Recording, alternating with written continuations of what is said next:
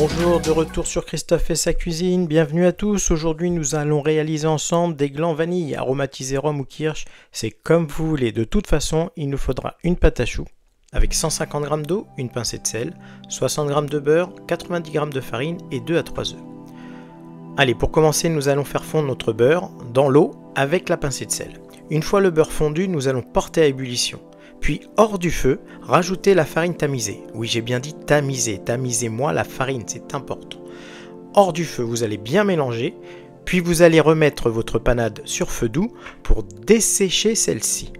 Une fois bien desséchée, vous allez la débarrasser dans un récipient et la tiédir avant d'incorporer les œufs petit à petit.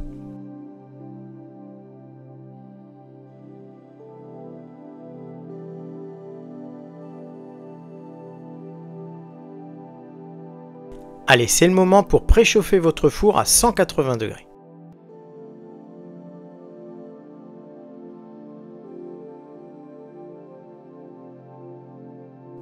Nous allons maintenant incorporer les œufs petit à petit, en mélangeant en 3-4 fois. Vous n'êtes pas obligé de tout mettre, tout dépend de la consistance de votre pâte à choux. Elle doit être de consistance souple et tenir sur la spatule tout en formant un bec d'oiseau. Alors pour réaliser ces glands, nous aurons besoin d'une plaque légèrement graissée, d'une poche et d'une douille numéro 13 voire 15.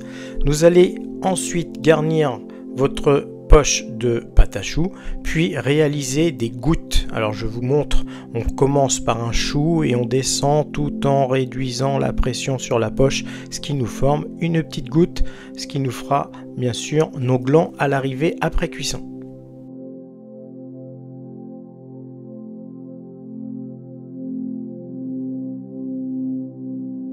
Pendant le dressage de ces glands, je remercie Aminata, élève de CAP, qui a réalisé ces glands vanille. Merci Aminata de ton aide précieuse.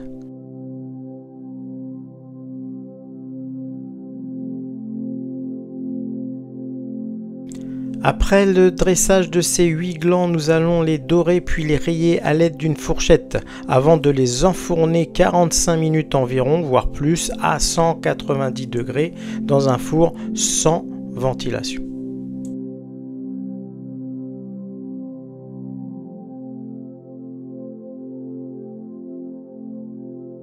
Pendant que notre pâte à choux est au four, nous allons réaliser la crème pâtissière rhum vanille ou kirsch vanille comme vous voulez. Vous aurez besoin de 500 g de lait entier, 125 g de sucre, 45 g de maïzena ou de poudre à flan, 2 œufs, 30 g de beurre, de la vanille en poudre, 2 petites pointes de couteau, ça suffira, et du rhum ou du kirsch, suivant votre préférence.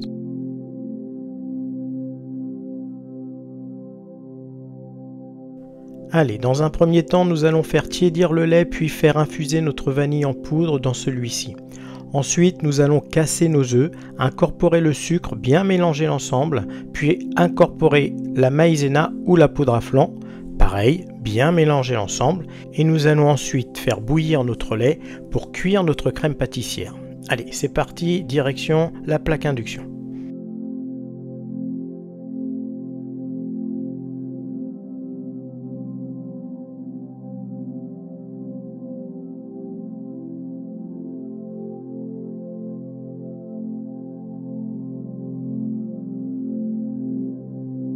Allez, pour la réalisation de cette crème pâtissière, rien de plus simple.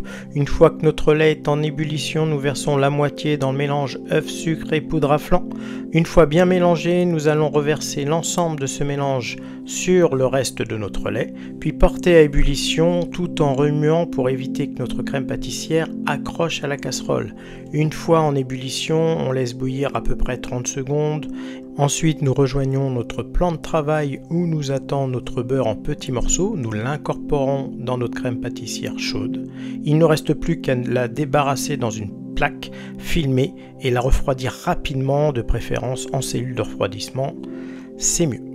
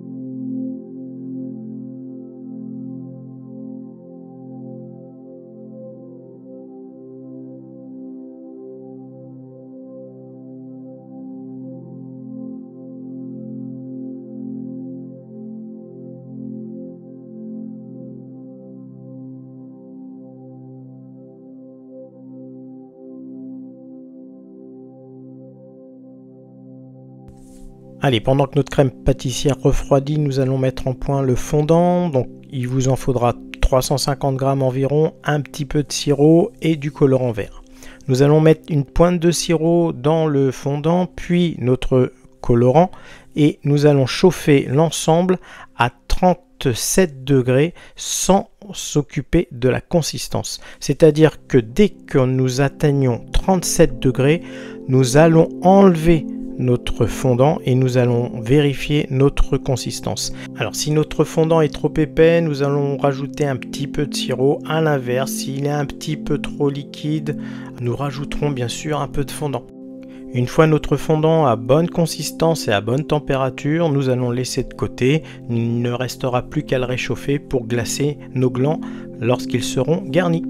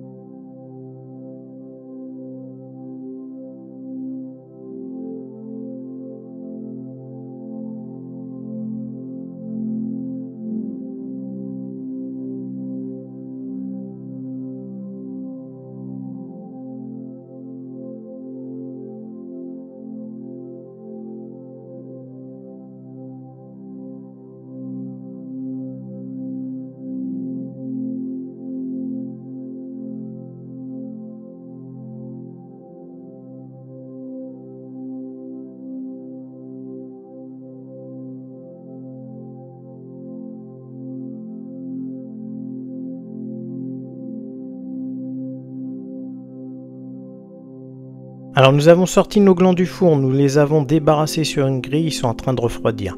Là nous prenons notre crème pâtissière et on va l'aromatiser, rhum ou kirsch comme vous voulez. Vous allez bien mélanger cette crème pâtissière, incorporer votre alcool et après il ne restera plus qu'à garnir les glands.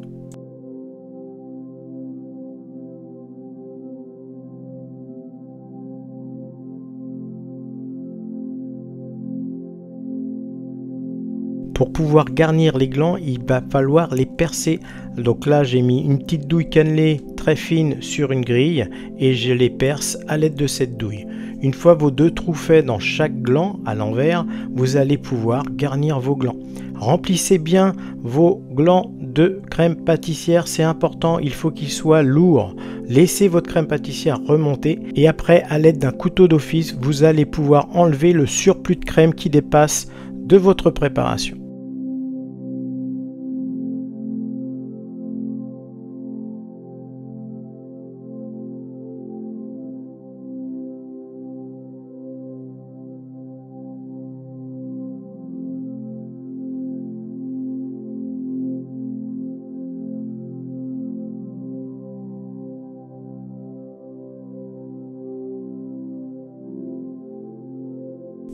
Allez, c'est parti pour la finition de ces glands vanille.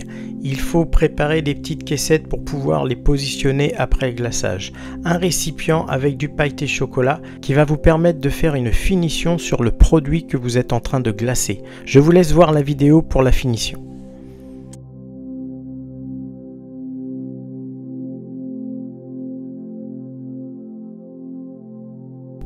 Alors, je me permets de revenir sur l'aromatisation de cette crème pâtissière. À chaque fois, je vous dis rhum ou kirsch. Il faut savoir que pour les glands, c'est du kirsch que l'on met, généralement. Et pour les salambeaux, nous mettons du rhum dans la crème pâtissière.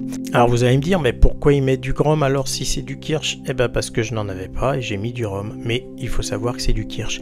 Il n'y a pas aussi que l'aromatisation de la crème qui change. Il y a la forme et la finition. Pour les salambeaux, c'est un caramel clair avec des amandes effilées, éventuellement des petits éclats de pistache. Si vous voulez essayer d'en réaliser, je vous mets le lien dans les commentaires pour réaliser ces salambeaux après la finition des glands.